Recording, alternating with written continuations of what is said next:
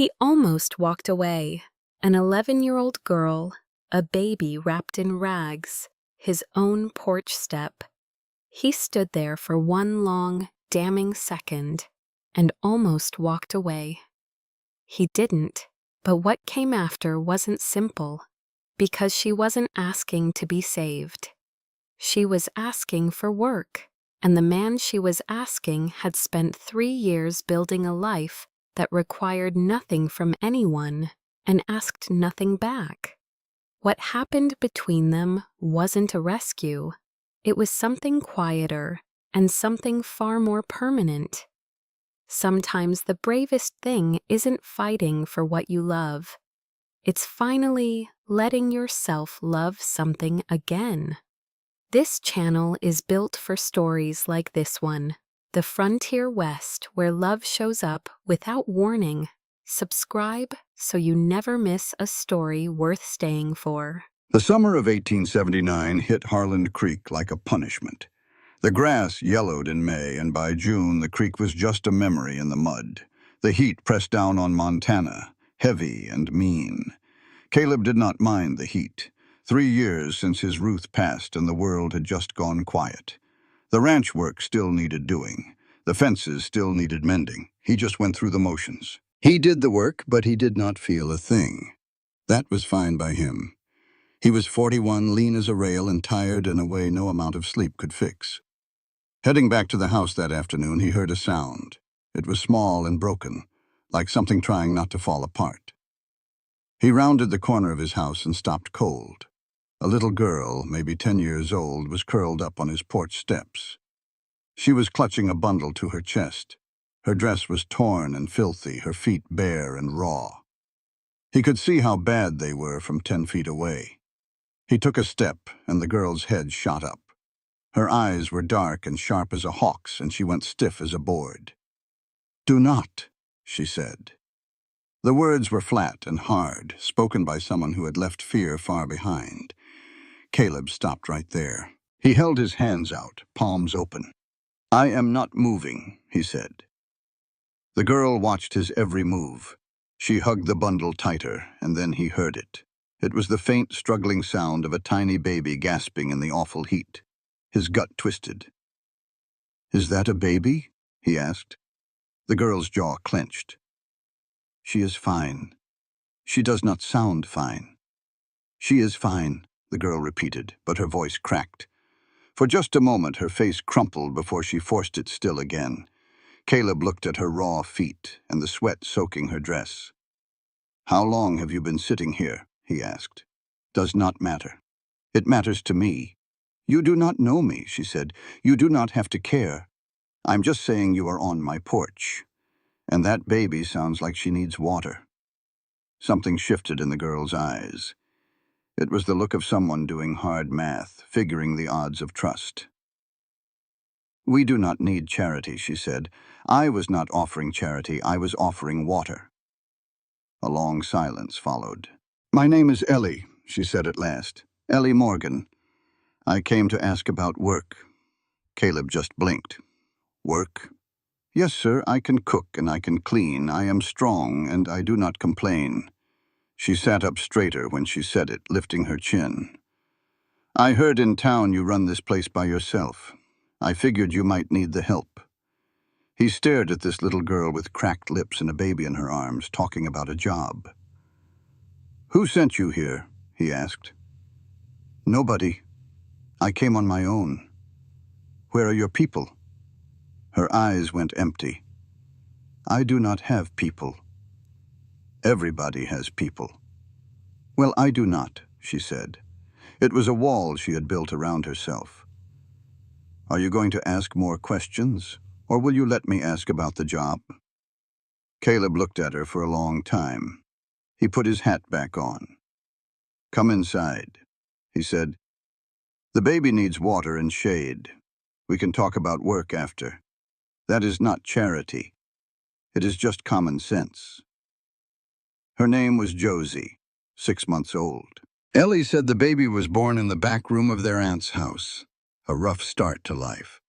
She told him this while sitting at his kitchen table, holding Josie with a practiced hand. He set a glass of water before her. She drank half in one go, then finished it slowly. He warmed some sugar water on the stove the way Ruth's mother had taught him.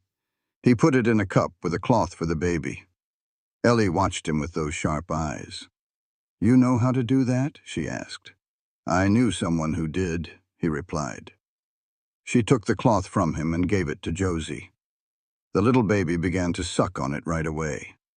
Some of the tension left Ellie's small shoulders. Caleb sat across from her and just waited.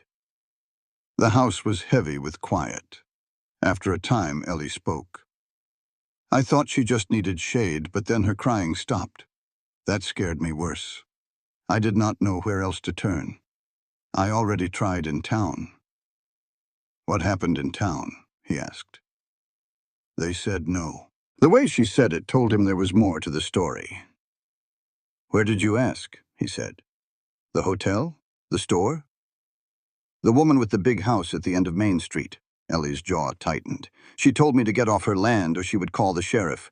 She said a child with no family and no shoes was either a thief or trouble." Caleb was quiet. "Was her name Dobbins? Big white house with green shutters?" "Yes, sir." "That sounds like her," he said. Ellie looked at him, and he was struck by the lack of pity in her face. It was just that hard, chin-up way she had. "I am a hard worker," she said. "I just need a place to sleep and food for Josie. I will do any work you have." "Where are you sleeping now?" he asked. She did not answer for a moment. "In the old livery stable at the edge of town," she said, like it was nothing. "It is dry." Caleb leaned back. "Where did you come from? Before that?" This time the silence was longer. "Our mama died in March," she said. "Fever. Papa died 2 years ago. His horse threw him. We went to live with our Aunt Harriet. She is Mama's sister." Ellie paused. "She lives in Cutler, about 14 miles east." "14 miles?" he asked. "Yes, sir." He thought about a little girl and a baby on that long, hot road. "How long did that take you?" 2 days, she said quietly. "I carried Josie the whole way." There was no pride in her voice, just a simple fact that needed to be heard. "She is heavier than she looks." "I believe you," Caleb said. Ellie really looked at him then, like she was making a final decision. "Why did you leave your aunt's?" he asked. Another pause. "She does not want us," she said flatly. She said it in a lot of ways. Her man, his name is George. He has been coming around. Every time he visits, she puts us in the back room and tells us to be quiet. He does not like children, and she likes him. Caleb sat in silence. "Last week," Ellie said, and her voice began to tremble just a little. "She told me last week she was sending Josie to the county home, said a baby was too much bother for her to raise. I told her she couldn't. She told me I had no say, so I took the baby and left." Caleb said nothing. He just stood and went to the window, his back to her, staring at the parched yellow pasture. He had built a life here that asked for nothing but work and grit. He didn't want this kind of trouble. He didn't want to feel anyone's need. He thought of Ruth, who used to say he couldn't shut the world out forever. He turned around. "The room down the hall is empty," he said. "It has a bed and a dresser. I will find something for the baby to sleep in." He said it plain, like announcing a fence needed fixing. "You can stay tonight." Ellie just stared at him. "I told you, we do not need just tonight." "Just tonight," he repeated. "We will talk about work in the morning." He raised a hand to stop her protest. "How long did that baby sleep in a stable?" Ellie shut her mouth. "That is what I thought." He grabbed his hat from the hook. "I have chores to do before sundown. There is food in the larder. Help yourself. And Ellie," he said with his hand on the door, "do not argue with me. It is one night." He left before she could answer. He told himself it was just a practical thing to do. Any decent man would offer shelter to a girl and a baby. It did not mean anything more.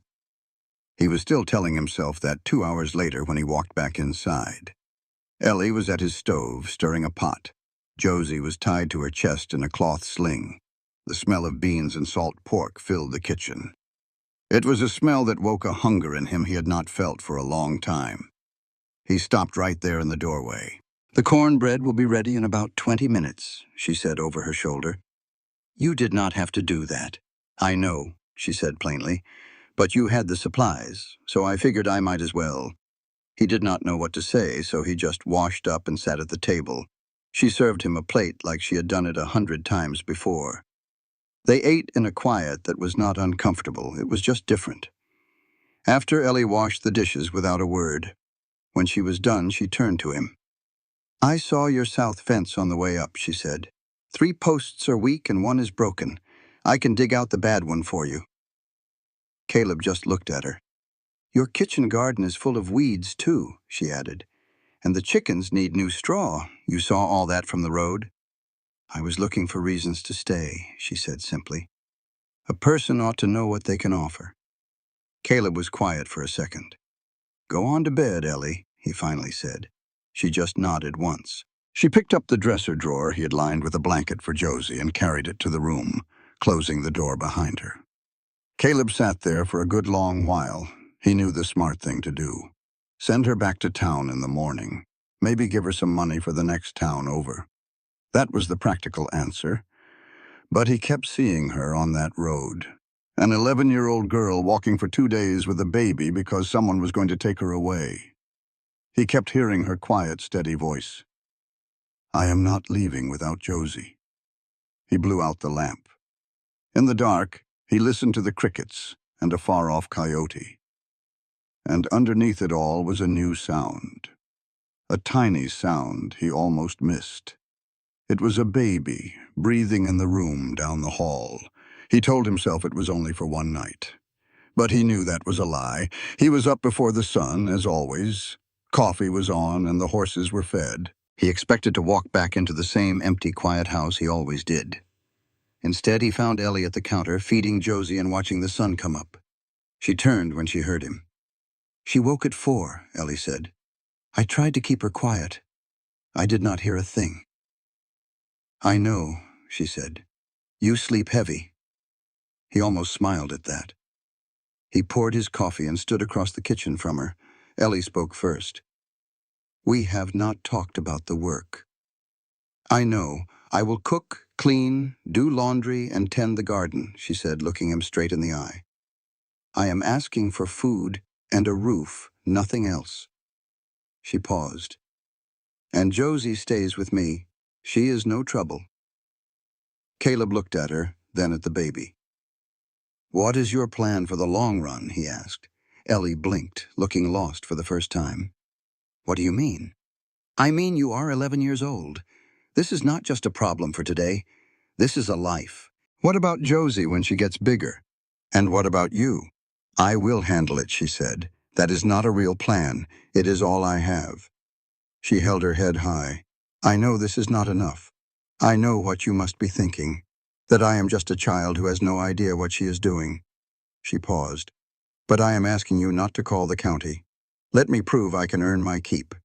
Just give me 1 week." Caleb sipped his coffee. He remembered Ruth saying the world always finds a way in. 1 week, he agreed. "We will see." Ellie gave a single, firm nod. "Thank you," she said, as if the words were heavy. "I truly mean it." "I know you do," Caleb replied. "Now eat some biscuits before you faint." As Josie reached for the morning sun, Caleb Weston watched them. He had built a quiet life that asked nothing of him. Now he felt a slow, steady shift inside his chest.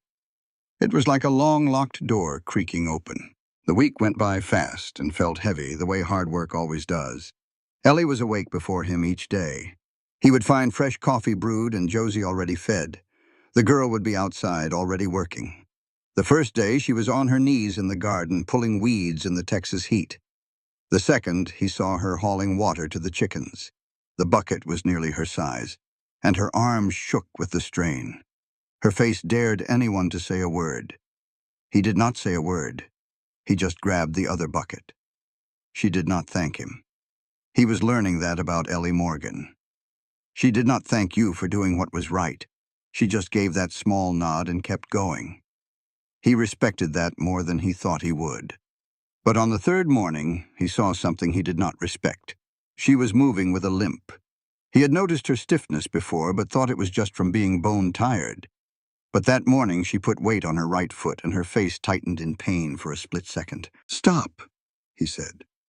She turned. "Is something wrong? Your foot?" Her face went blank. "It is fine. You have been favoring that side for 3 days." "I said it is fine, Mr. Weston. I heard you." He crossed his arms. "Sit on that step. I have laundry to do, Ellie." He said her name quiet and low, like he would gentle a nervous horse. "Sit down." She sat stiffly, like she was surrendering a fight. He knelt and looked at her feet. What he saw made his jaw clench. The sole of her right foot had a deep cut. It was poorly wrapped with a scrap of cloth that was no help at all. The skin around it was red and angry. She must have changed the wrap that morning before he was up, without saying a thing. "Why did you not tell me?" he asked. "It would not have changed anything. It would have changed you, walking on an infected cut for 3 days." "It is not infected," she insisted. But her voice had a small quiver she could not hide. "Look at me," he said. She met his eyes. "Is it infected?" He waited, maybe a little. Caleb stood and went inside. He came back with his medicine box and sat beside her. He unwrapped the wound. She did not make a sound as he cleaned it, just stared across the yard with her jaw set tight. "Did this happen on the road?" he asked. "I stepped on something sharp the first night," she said, "in the dark. You walked 14 miles on this foot. I had no other choice." He bandaged the cut the right way, clean and tight. When he finished, he looked at her. "You have to tell me when something is wrong, Ellie. I cannot fix problems I do not know about." She finally looked at him, and the hardness in her eyes softened for a moment. "I am not used to telling people my troubles," she said. "I know," he answered. "You should try it anyway." That afternoon, he rode into town for supplies while Ellie rested her foot. He almost skipped the post office. But he went in, and Ed Purvis looked up from his mail. "Caleb, I heard you have some company out at your ranch." Caleb laid his list on the counter. "News gets around. It always does." Ed tried to sound casual. "Folks are saying it is a young girl and a baby." "Folks are right. Does she have family?" Caleb stared at him. "She has a roof over her head and work to do. That is what she has." Ed watched him for a second. "It is just—" Mrs. Dobbins said she saw a girl like that asking for work last week, turned her away. Said a child alone did not seem right. "It is easy to worry after the fact," Caleb said flatly. "I am just telling you what I heard, Caleb. I know." He pushed his list across the counter. "Are you going to fill this or not?" Ed filled the order. But the conversation rode back with Caleb all the way home. He was not worried about Ed. He was worried about the question of family. Ellie had family. That was the real trouble. She had an Aunt Harriet, who was her legal guardian. He had been ignoring that fact, dealing only with the problem right in front of him. He hoped it might just go away. Riding home in the heat, he knew this problem was not going to disappear on its own. When he returned, he found Ellie in the kitchen feeding Josie with a gentle focus that always surprised him. She looked up and read his face before he spoke a word. "What happened in town?" she asked. He put the supplies down. "People are talking." "About me being here?" "Yes." Ellie was silent for a beat. "Are you sending us away? Did I say that?" "You did not have to." "It was the look on your face." Caleb turned to her. "I need to ask you something. I need a straight answer." "All right. Does your Aunt Harriet know where you are?" The change in her expression was fast and sharp. It told him the question was important, and that she had been dreading it. "No," she said. "I just left." "Does she know you came toward Harlan Creek?" "I never told her where I was headed. I did not know myself." She paused. "But she's not a fool, Mr. Weston. When she realizes we are gone, she will come looking. Not because she wants us back, but because she will not want people to think she lost us." Caleb eased into the chair across from her. "Ellie, I need the whole story," he said gently. "Don't leave anything out." She settled the baby on her hip and took a deep breath. Her Aunt Harriet, she explained, was her mama's sister, older by 8 years, and born with ice in her veins. Ellie said it like a simple fact, the same way you would say the ground is dry. Being cold is one thing, but being cruel is another.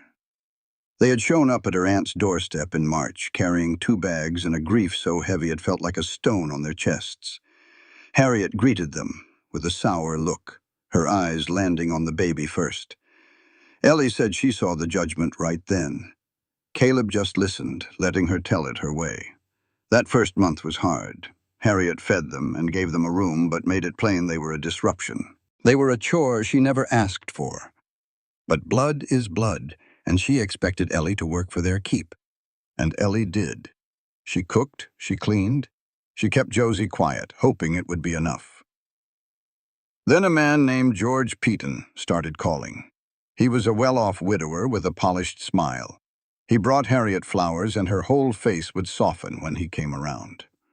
"The first time he saw Josie," Ellie said, her voice steady, "he flinched like he didn't want to be near her. He asked Aunt Harriet, 'I did not know you had little ones.' Harriet looked right at him and said, 'They are not mine.' Just like that." Caleb's jaw set hard. After that, things got worse. "Whenever he visited, we had to hide in the back room," Ellie continued. "We had to wait for her 2 knocks to come out. Sometimes Josie would cry, and I would hear Aunt Harriet telling him it was nothing." Caleb felt a cold anger settle in his gut. Ellie's voice dropped. "One night in June, she came into our room. She looked at Josie and said, 'Ellie, I cannot have a good man and raise another's baby. It is one or the other.'" Caleb remained perfectly still. "I told her Josie was family," Ellie whispered. "She just said my mama was dead, and the dead do not make the rules for the living." That was when Harriet told her. She had already written to the county home. The letter was going out in the morning. A heavy silence filled the kitchen. "So you left," Caleb stated. "That same night," Ellie confirmed, meeting his gaze. "I packed what we had, and we were gone before sunrise. I know she has a paper that says she is our guardian, but I will not let my sister go to a county home. I do not care what any paper says." "How did you know she would do it?" he asked. "She showed me the letter," Ellie said softly. "I think she wanted me to know she was serious. And she will come looking, Mr. Weston. Not to get us back, but to send Josie away. Losing us makes her look bad in town." Caleb walked to the window, his back to her. He fought to keep the rage off his face. The girl had enough burdens. "She cannot just take you," he said to the glass. "She will try," Ellie said. "And she will bring George. He will want to look like a hero." Caleb turned. "What makes you so sure?" "Because he is the kind of man who cares more about how things look than how they are. I know his type." A quiet moment passed. "You are only 11 years old," Caleb said, his voice low. "I know," she replied. "I am sorry about that." That evening, Josie began to fuss. It was a low, unhappy sound that made the peace of the day vanish. "She feels warm," Ellie said, her hands moving quickly over the baby, her voice tight with worry. Caleb was at her side in an instant, his hand on Josie's forehead. She was warm, all right. "Was she out in the sun?" he asked. "I kept her in the shade," Ellie said, the fear sharp in her tone. "I am always careful." "I am not blaming you," he said gently. "I am just asking." "I know," she whispered. "It is just... she is all I have left." The words were bare and true. Caleb took a slow breath. "All right. We will cool her down with a damp cloth. We will keep watch." He looked straight at Ellie. "I will sit up with you." She looked at him surprised. "You do not have to do that." "I know, but she is under my roof. That is enough." Something in Ellie's face seemed to soften, like ice beginning to thaw. She gave him a single small nod. They stayed with Josie until 2 in the morning. Sometime after midnight, her fever finally broke. The baby gave a little sigh and fell into a deep, peaceful sleep. Ellie let out a breath she had been holding for hours. "Thank you," she said into the quiet. "It applies again," he answered.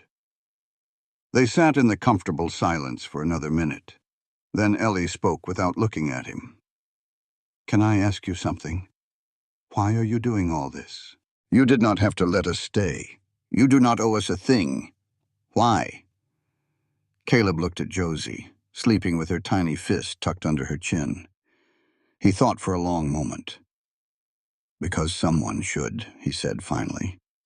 It was not the whole answer, but it was enough. Ellie nodded, and a little more of the weight seemed to lift from her shoulders. He fell asleep in the chair, thinking about how trouble always finds its way to you. He woke to 3 hard knocks on his front door. They were not asking for permission.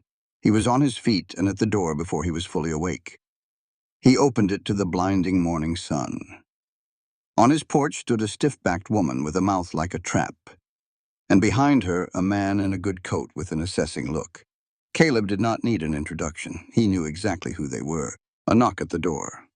Down the hall he heard Ellie go completely silent. She had heard it too. She looked just like Ellie had described. That was Caleb's first thought.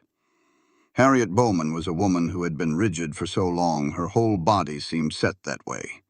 She stood on his porch, back straight and chin up. She looked at Caleb like he was a fence post she planned to pull out of the ground. The man with her, George Peaton, was just a fancy coat and a confident smile. He held his hat, turning it slowly. "Mr. Weston," Harriet said. It was not a question. It was a statement. "Mrs. Bowman," Caleb replied. Her eyes narrowed. She had not expected him to know her name. He watched her adjust her plan. "Then you know why I am here," she said. "I reckon I do. I have come for my nieces. You will give me back my niece. We can do this the easy way or the hard way."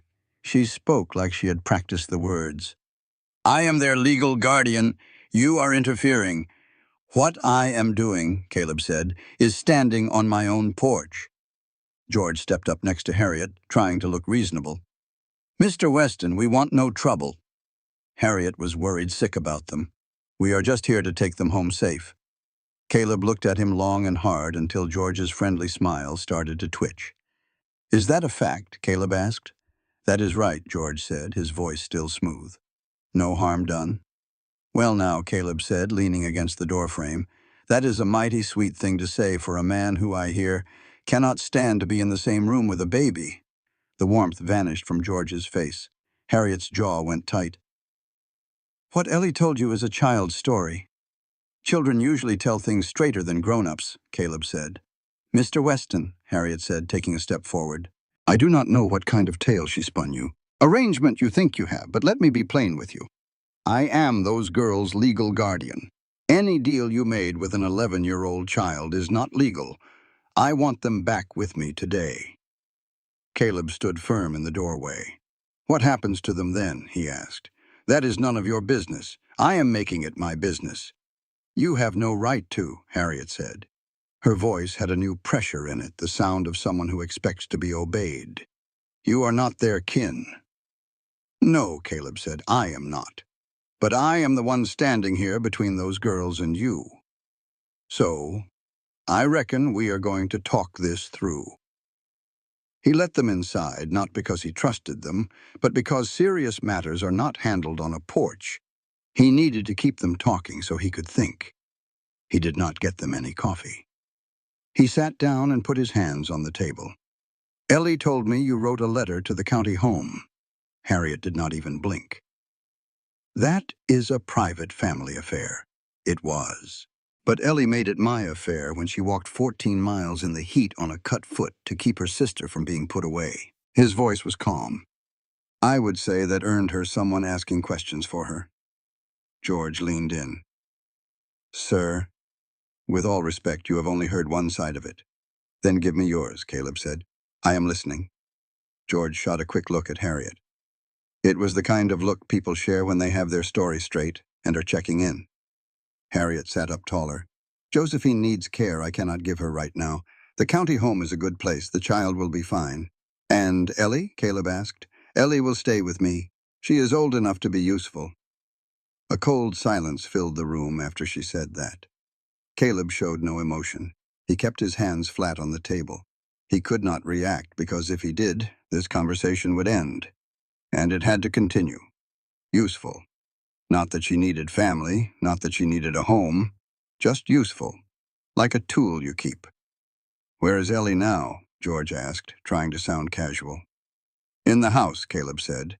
I want to speak with her, Harriet demanded. She can hear you just fine, Caleb replied. Ellie. After a moment, slow footsteps approached. Ellie appeared in the kitchen doorway. She held Josie in her arms. Her eyes went straight to Harriet's face. The look that passed between them was complicated. Caleb saw it but could not give it a name. It was not simple hate or fear. It was the look you give a person who has hurt you, a person you were once supposed to love. Harriet glanced at Josie. A feeling crossed her face fast as lightning, but Caleb saw it. It was not cruelty. It was something that shocked him more. It was guilt. Real guilt, quickly buried under layers of pride. She knew what she was doing was wrong. She just chose to do it anyway, and that felt worse. Ellie, Harriet said, you are coming home with me. No, Ellie said. Just one word, flat and final. It was the same way she had spoken on his porch the first day. Harriet's face grew tight. This is not up for discussion, Eleanor. I know, Ellie said. That is why I am saying no instead of arguing. She adjusted Josie on her hip. Her arms were steady. You are not taking Josie to some home. I will not let you. You have no legal right to stop this.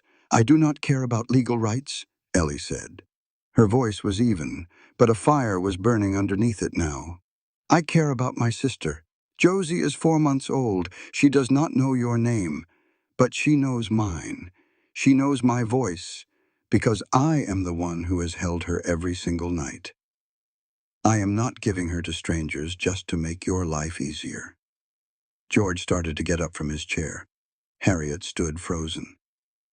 That, Harriet said slowly, is a very ungrateful thing to say for a child I have fed for 4 months. I cooked every single meal in your house, Ellie shot back. I cleaned your floors. I did your laundry. I made sure Josie was never a bother to you. If that is what you call charity, it is the most I have ever had to work for it. George finally stood up. Now you listen here. Sit down, Caleb said. His voice was quiet, but it had weight. The kind of quiet that fills a room. George sat back down, looking surprised at himself. Caleb stood and looked straight at Harriet. This is what I know, he said. Ellie walked 2 days to protect that baby. She came here with a bad foot and never said a word because she was too worried about Josie being okay. I know she watched that baby breathe all night this past week when she had a fever, and she would do it all again without anyone asking. He paused. What I do not know is what you are really offering these girls. So tell me, what will be different if they go back with you? Harriet just stared at him, like it was a question she never thought she would have to answer. My plans for Josephine are my own business, she said. You mean nothing will be different? Caleb asked. Harriet was silent. So Josie still goes to the county home, and Ellie goes back to cooking for you and hiding in her room? And you expect me to let you walk out of here with them because a piece of paper says you can? He held her gaze. Is that about the size of it? The room was completely still. George put his hat on the table, trying to rebuild his calm appearance now that things had gone off script. Mr. Weston, he began, his voice warm again. I see how this looks, and I respect a man who stands up for children. But this is a family matter. It is not your place to manage. I'm sure you mean well, George said, letting his words hang in the air. But a single man with a young girl and a baby, well, folks'll talk. You see? The quiet that followed had teeth. Caleb stared at George, not with fear, but with the steady gaze of a man who knows exactly what he is looking at. Spit it out, Caleb said. George blinked. I'm not implying a thing. Yes, you are. Caleb's voice was flat. You're saying if I don't play along, you'll start rumors. That's a threat, however you pretty it up. A muscle tightened in George's jaw. Here is my answer, Caleb said. I don't give a damn what people say. I have lived here 11 years, buried my wife in this dirt, and kept to myself. This town has no cause to question my character. You feel free to try and change that. He glanced at Harriet. But I will not open that door. Harriet rose, and with the movement came her true nature. Not her size, but her unbending will. She was a woman who believed the world owed her for every hardship she had ever faced, and she had spent a lifetime collecting that debt. She looked from Caleb to Ellie. I will be seeing the sheriff, she said softly. That is your right, Caleb replied. I will have the law on my side. Maybe so, he said. This is not over. I did not figure it was. Her eyes landed on Ellie, a long look full of unspoken guilt and cold choices. Ellie just held Josie and stared right back, unmoving. Harriet turned and left. George grabbed his hat but paused at the door, his look halfway between a threat and a warning. You best get yourself a lawyer if you mean to see this through. I will think on it, Caleb said. The door shut. The sound of their buggy pulling away was loud in the sudden quiet. Caleb stood alone in his kitchen. He listened until the sound was gone, then turned to Ellie. She had sunk into a chair, holding Josie tight, her face blank like someone waiting for a blow that had already landed. Ellie, he said, are you all right? She gave it real thought. I do not know. She is going to the sheriff. Yes. What does that mean for us? Caleb sat across from her. He liked to chew on his words before he spoke them. It means we have some time. Sheriff Bill Landis is a fair man. He will not rush things. He paused. But she is right. The law is on her side. On paper, at least. On paper, Ellie repeated, her voice small. Paper is not everything, Caleb said. A judge looks at the whole story. A flicker of something crossed her face.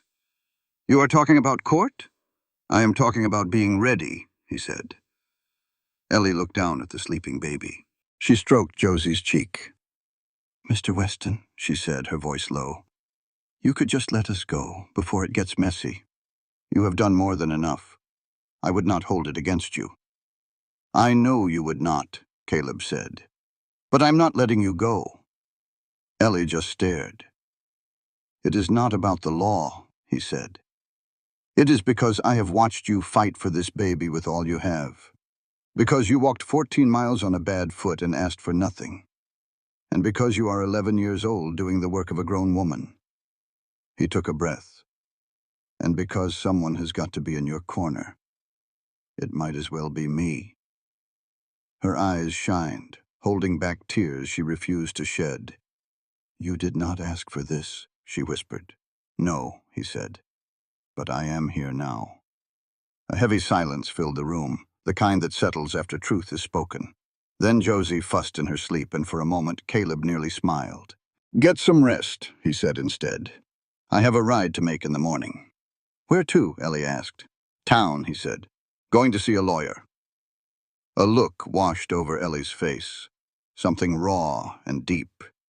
It was the look of someone who had forgotten how to breathe and just took their first full breath of air.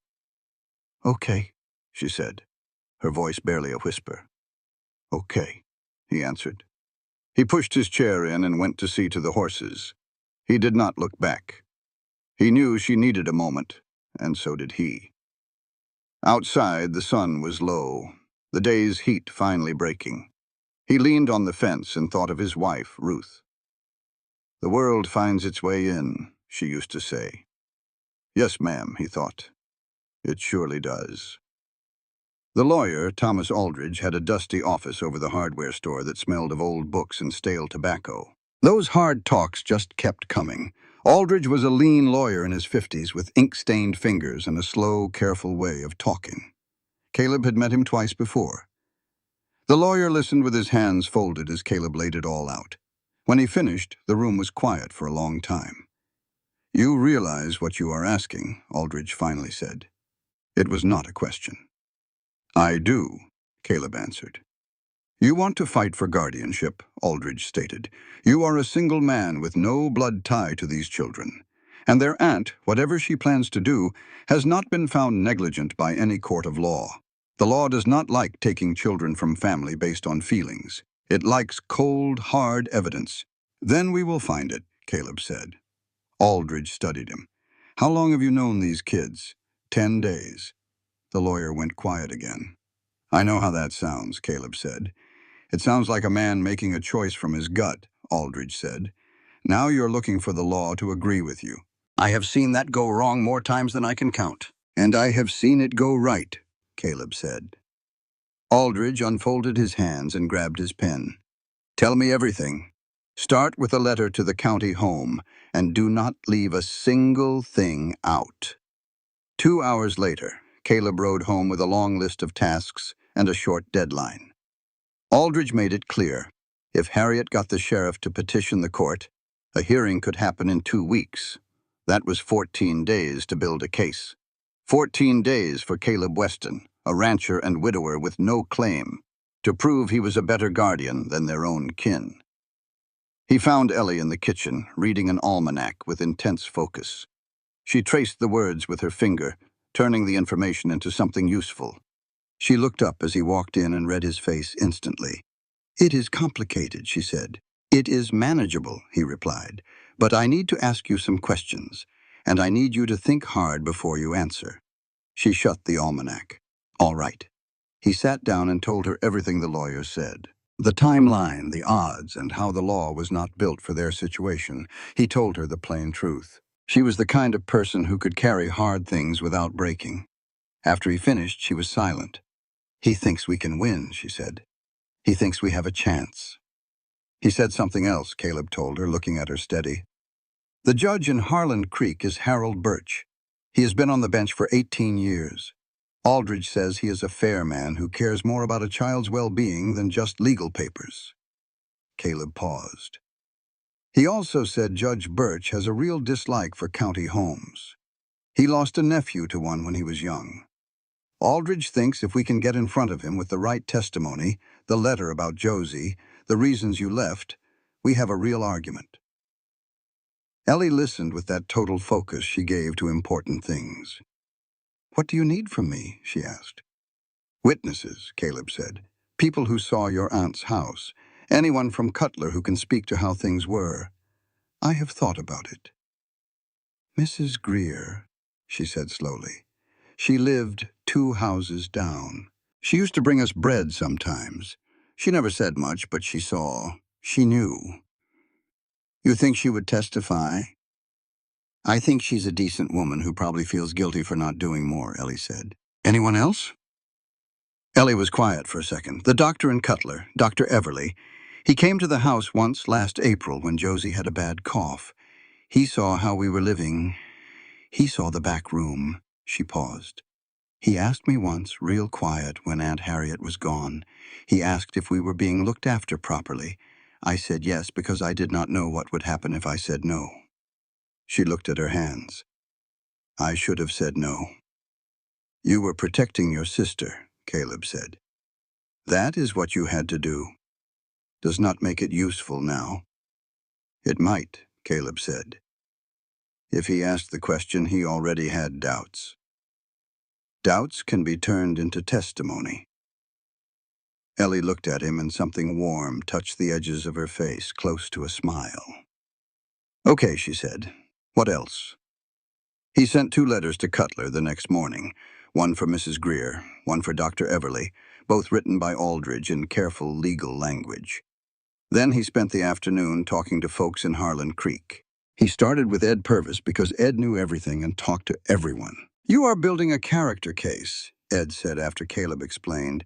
"I am building a picture of what these girls faced," Caleb corrected, "who they are and what they did. I need people who can speak to what Ellie did to keep that baby safe." Ed thought for a moment. "Martha Hensley at the dry goods," he said. She turned Ellie away, but she felt terrible about it. I heard her telling her husband that same night she wished she had done different. He paused. And Cole Bridger at the livery. Cole found out she was sleeping in the old livery at the edge of town. He left water out for them for 2 nights straight without telling a soul. He is a quiet man, but he will tell the truth if asked direct. Caleb had not known about the water. A man leaving water for a child he had never even spoken to. The world had more decency in it than it sometimes seemed. He was almost back to the ranch when a horse came up hard behind him.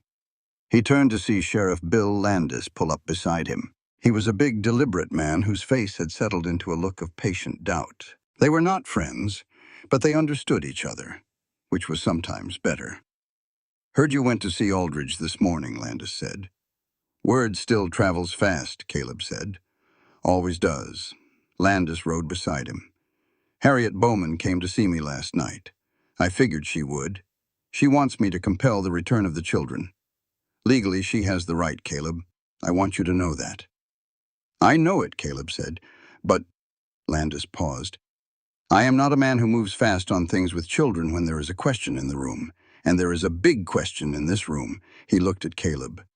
I have got 2 weeks of things to look into before I would feel right compelling anything. You understand what I'm telling you? Caleb understood. Landis was giving him time. Not support, but time. And that was a great deal. I appreciate it, Caleb said. Do not appreciate it, Landis said. Use it. He tipped his hat and turned back toward town. The letter from Mrs. Greer came 4 days later. Ellie was on the porch with Josie. She watched Caleb come back from the post office, his eyes glued to the envelope. She was on her feet before he even reached the steps. Is it her? Ellie asked. It is from Cutler, he said, handing it to her. She looked at her name on the envelope before opening it. He watched her face as she read, saw her jaw tighten at the important part. When she was done, she clutched the letter to her chest. She will come, Ellie whispered. She says she witnessed Aunt Harriet's signature on the papers for the county home. She did not want to, but she told herself it was family business. Ellie paused. She says she has been sorry ever since. Caleb stayed quiet. She will testify, Ellie said, looking up at him. She will tell the judge what she knew. She is glad someone is giving her a reason to finally speak it. The next morning, a second letter came from Dr. Everly. It was short and to the point. He had had concerns for some time and would make himself available to the court. Caleb took both letters straight to Aldridge. The lawyer read them twice. For the first time, he looked at Caleb with real belief, not just legal caution. Legal. This helps, Aldridge said. How much? More than I thought we would have, to be honest. The lawyer picked up the letter from Greer, an eyewitness who refused to sign off on sending Josie to the home. That shows her intent. Add the doctor's formal concerns, and this is no longer just a gut feeling. He put the letter down. We are not there yet, but we are building a strong case. What else do we need? Caleb asked. Aldridge looked at him. Think hard about what I'm about to say. Just say it. The best argument for a judge is not about Harriet's failings. Judges see failing parents all the time. What convinces them is proof of a better choice. He paused. I need you to think about what you are truly offering these children for the long haul. What can Caleb Weston give Ellie and Josephine? Caleb knew this question was coming. He had carried it with him, waiting until he was ready to face it. Stability, he said, a real home, an education for Ellie. The ranch will be hers someday if she wants it. He stopped for a moment. And someone to fight for them. That is what I can give. What I intended. Aldridge looked him over.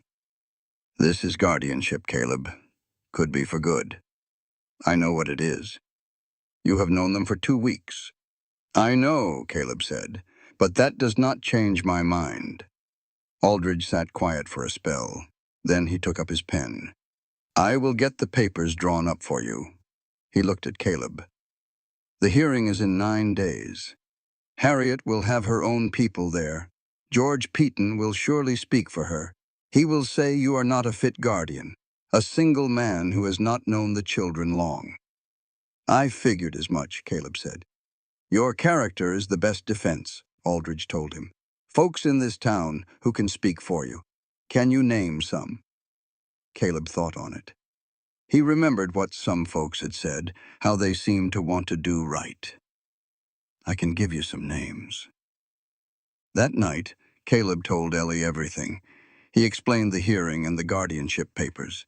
She had a right to know, and she would have been madder if he had tried to hide it. She sat holding Josie, listening to it all. When he was done, she stayed silent. Then she said, You asked to be our guardian. I am asking, he corrected. It is not final. But that is what you want the court to do. She met his eyes. You want us to stay. I want the court to have a choice, he said gently, if it comes down to it. Ellie looked at little Josie. The baby was calm, just watching the lantern light. Ellie stroked her tiny hand, and the baby's fist wrapped around her finger. They always reach for something steady and warm. What if the judge says no? Ellie asked. Her voice was steady, but afraid. We will face that if it happens, Caleb said. But what if... Ellie. He waited for her to look at him. One thing at a time. That is how you get through the hard parts. She held his gaze and then gave a small, firm nod. That nod meant she understood. Okay, she said. She will say things about you. Harriet and George. They will tell lies.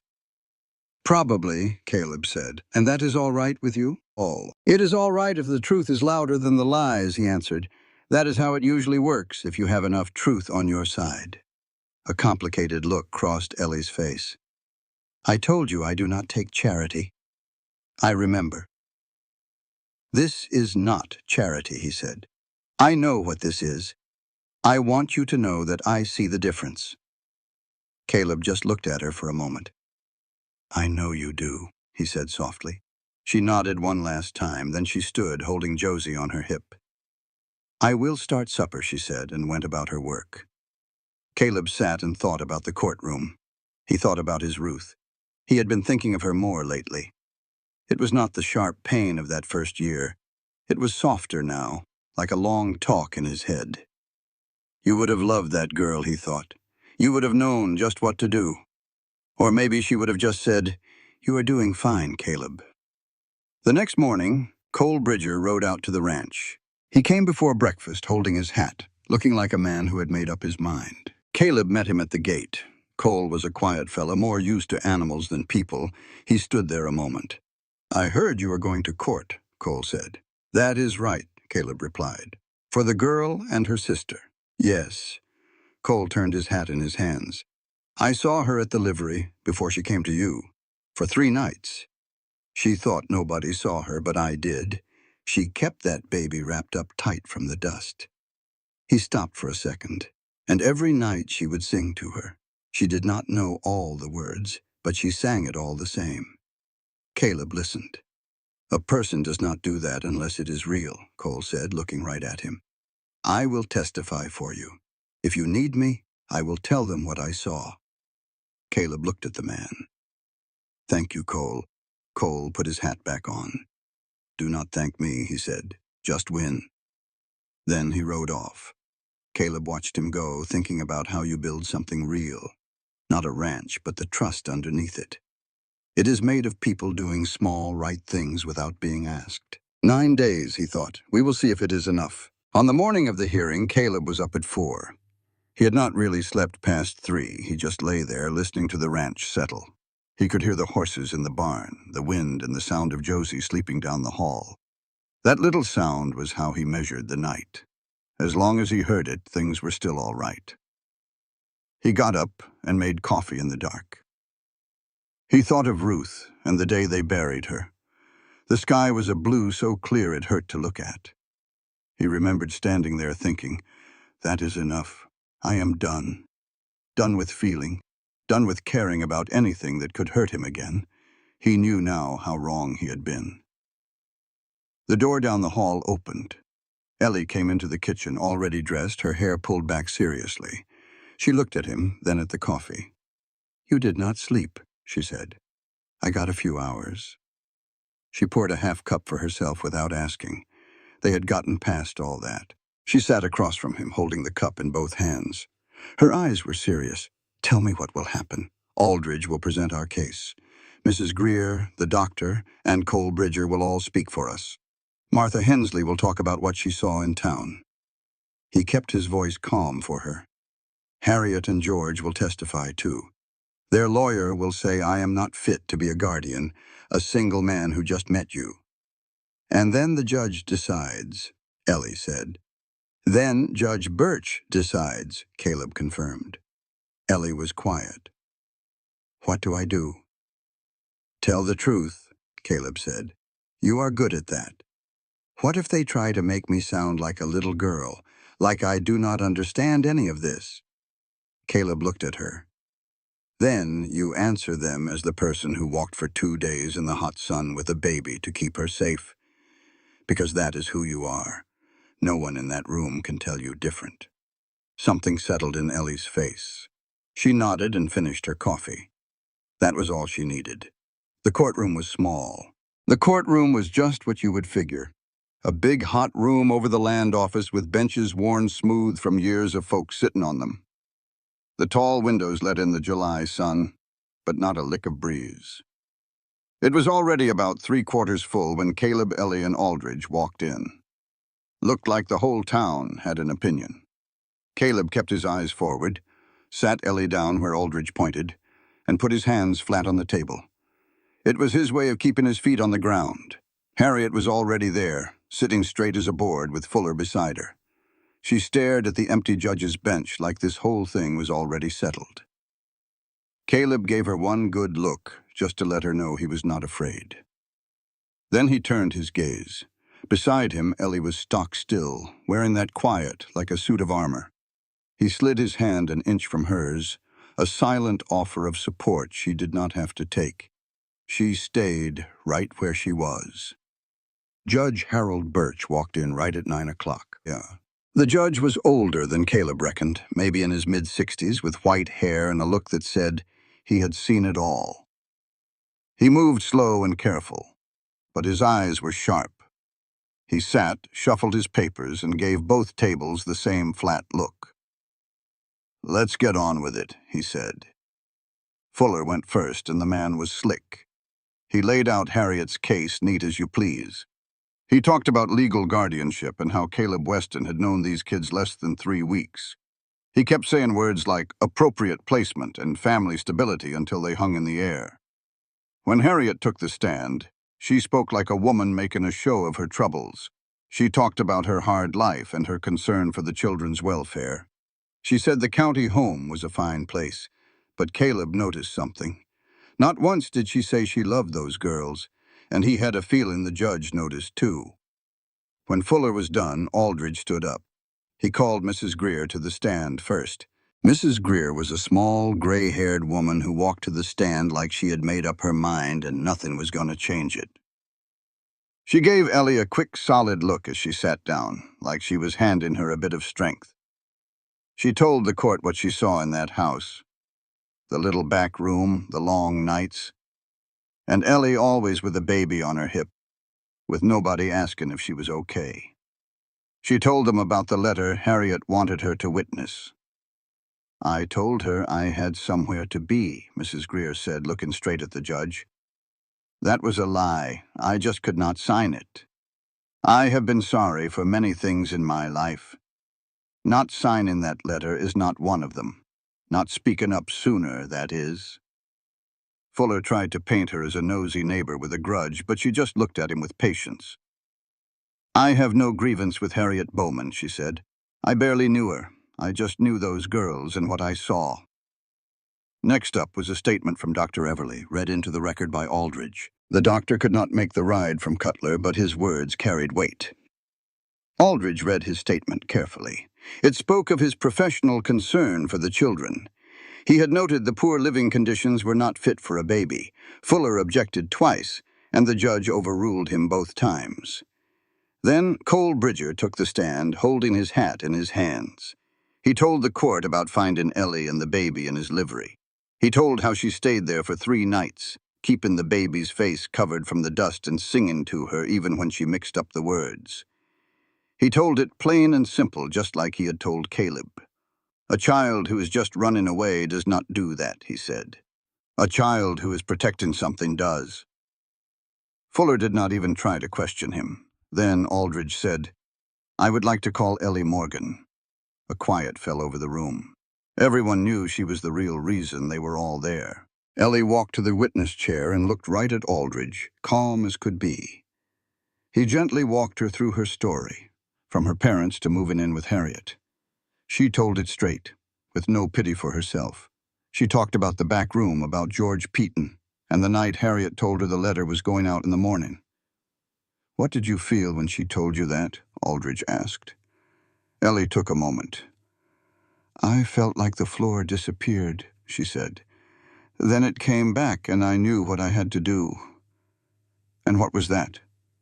"Leave," she said. "Take Josie and leave before morning." "Were you afraid?" "Yes," she said, and her honesty was a powerful thing. "I was afraid the whole time. Afraid on the road. Afraid when Josie got sick. But being afraid does not mean you stop. It just means you keep going while you are scared." Aldridge let her words settle in the quiet room. "Ellie, what do you want this court to know?" She looked right at the judge. "I want the court to know that Josie is not a burden to be placed somewhere," she said. "She is my sister. She knows my voice, and she reaches for me. She just started laughing 2 weeks ago. She deserves someone who thinks those things matter." Her voice was steady. "I am 11 years old. I know people see a child who does not understand what she is asking. But I carried her for 14 miles. I kept her alive in a livery stable. I found a man who would stand up for us. And I asked him for work because we were not going to beg."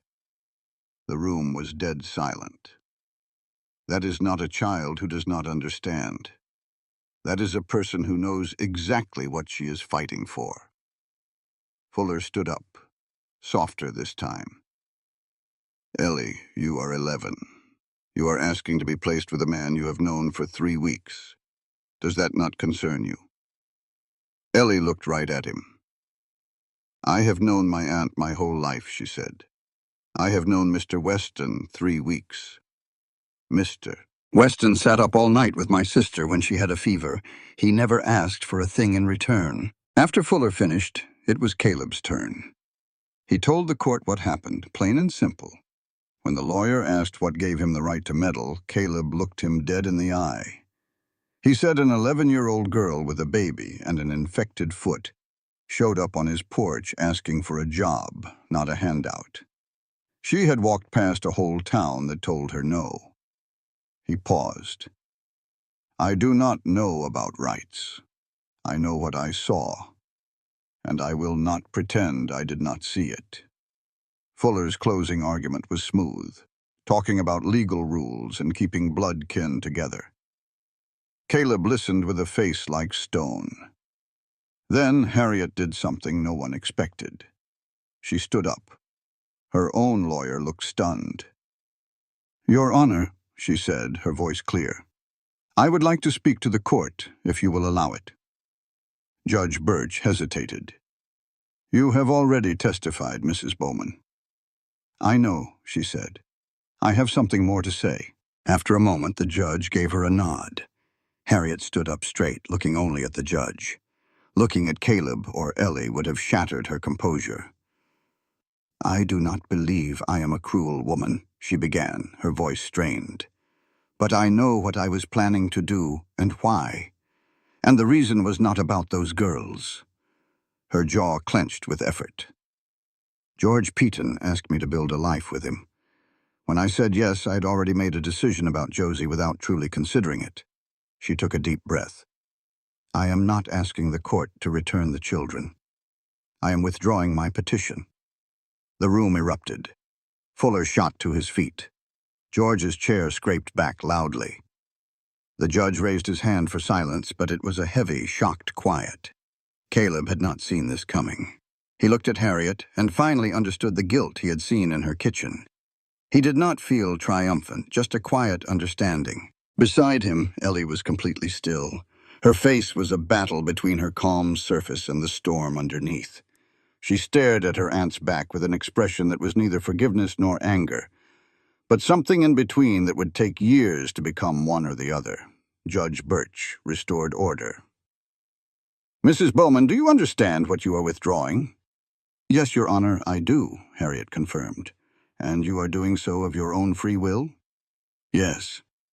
The judge studied her for a long moment, then gave a single nod. He turned to his papers, then looked from Caleb to Ellie.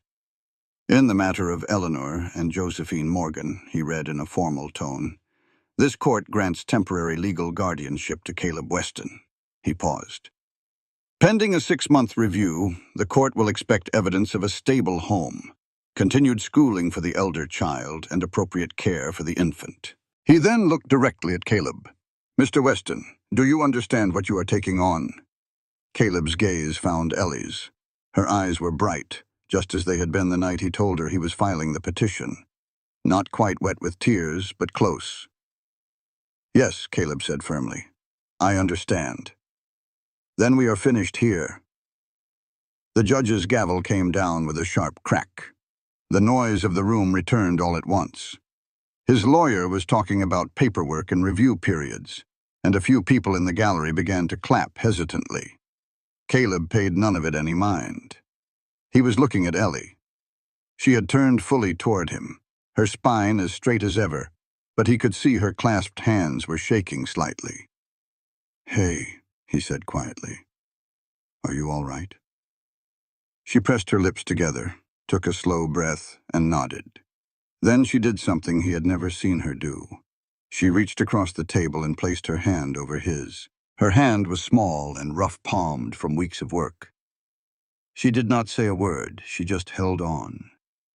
He turned his own hand over and let her. They sat there together in the noisy room while the world sorted itself out around them. On the ride home, Josie fell fast asleep against Ellie's chest, the way only babies can. Ellie sat next to Caleb, one hand keeping the baby steady, her eyes fixed on the road ahead. After some time, she spoke without looking at him. 6 months.